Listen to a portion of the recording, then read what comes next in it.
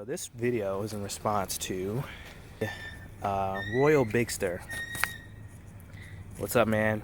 Appreciate you taking your time out to listen to me and my concerns about my Honda Pilot. But I'm going to do a quick walk around on this car because it's also going to serve as an introduction to a little YouTube channel that I got going on here. So this is a 2007 Honda Pilot. This is a full drive.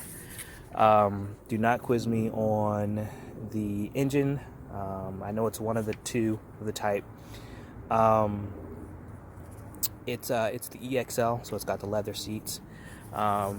Just on top, we got some issues. So the first issue is the Taffeta white hood paint problem. I'm not sure where this came from, but somebody brought it up to me before, said that their Honda Pilot also had this same exact spot on the hood where the paint was peeling up. Now, mine's 2007. This is 16 years old. What I want to show is I've got some areas where there's rust.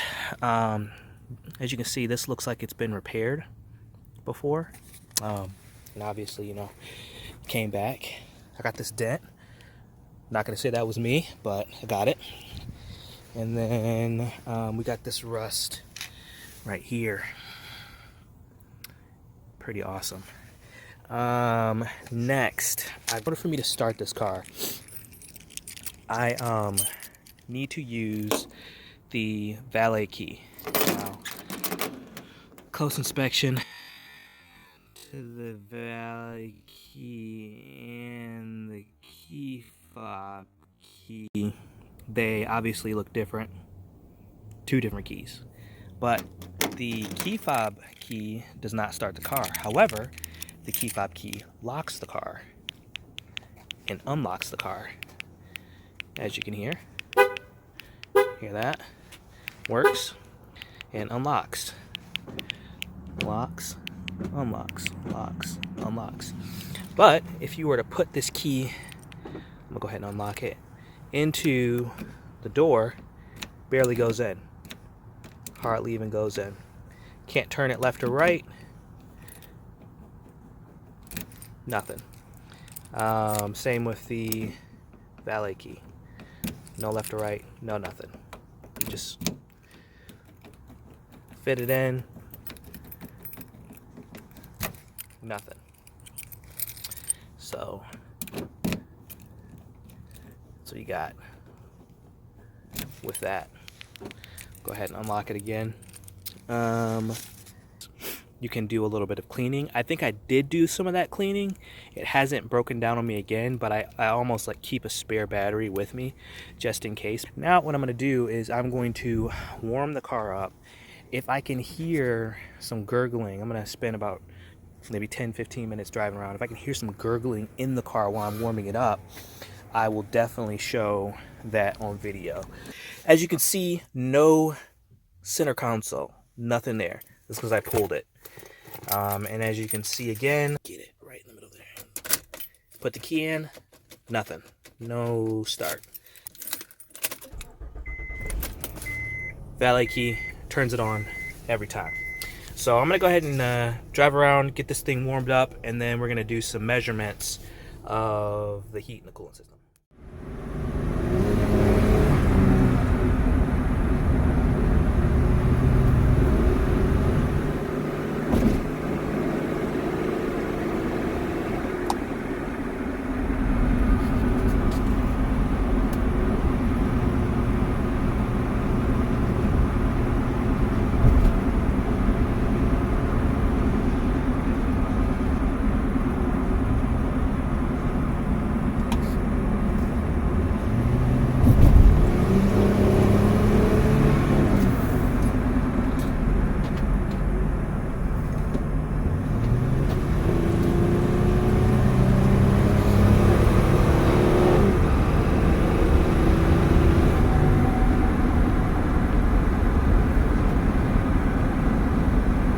Okay, did a little warming up of the vehicle. Now I'm gonna come in here and measure some of the temperatures. So I've got handy dandy laser measuring device. Let's hit this upper radiator hose. 160, 159, 158, 156.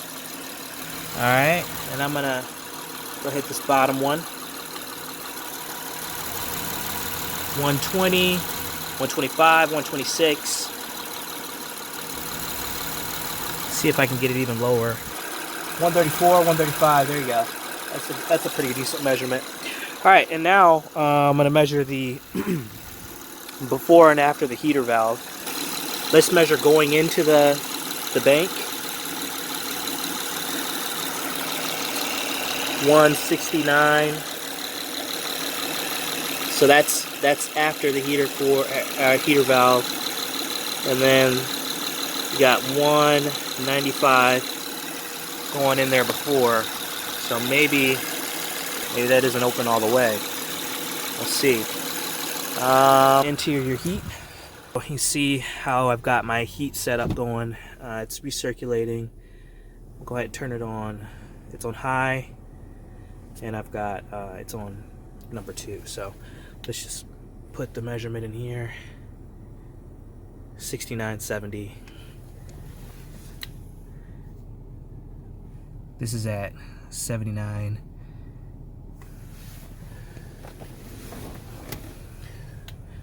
Over here, 75, 70. So pretty poor. Okay, so what I did is I disconnected the front air mix control motor, the little screw down here, or not screw, but it's like the little hook. It's disconnected, but I made sure before I disconnected it to turn the heat all the way on. But now I'm gonna go into the engine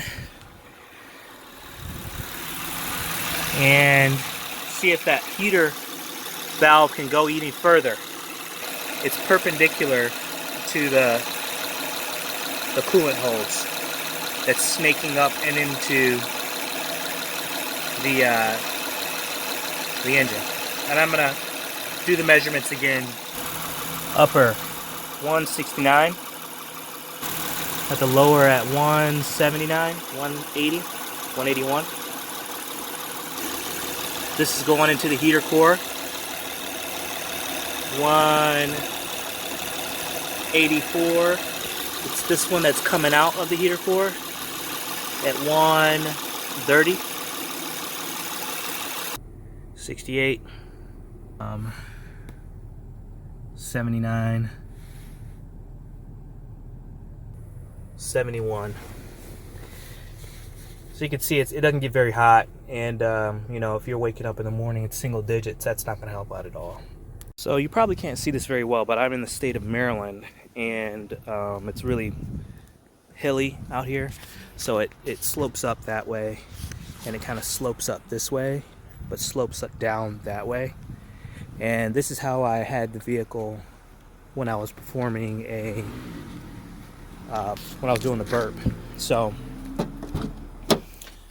what I do have access to is a no spill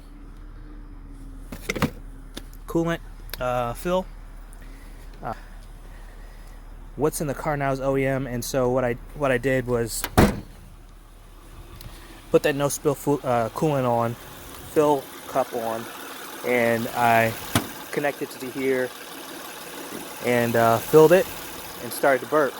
Not only did I put it connected to here, but I actually drove the car up on this little curb right here so that it would be lifted up even more and filled it. So,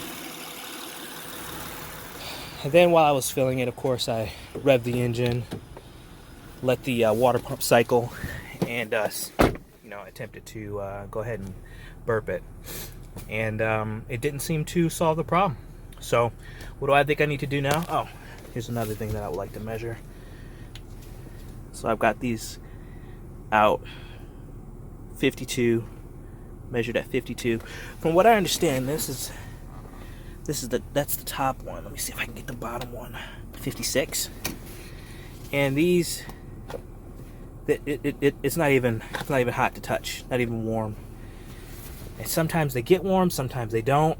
You know, I know that this coolant flowing through this heater core right here should have a separate path to the coolant radiator, but I need to do some more research on that to determine how and figure out. So yeah.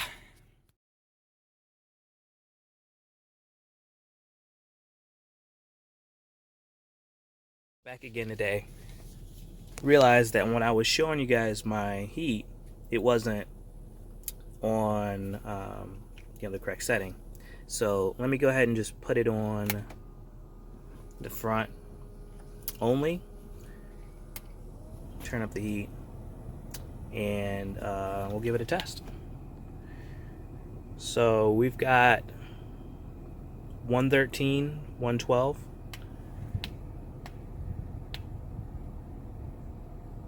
I saw 124 in there, 127.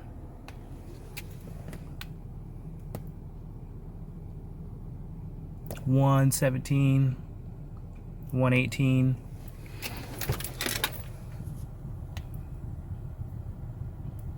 112,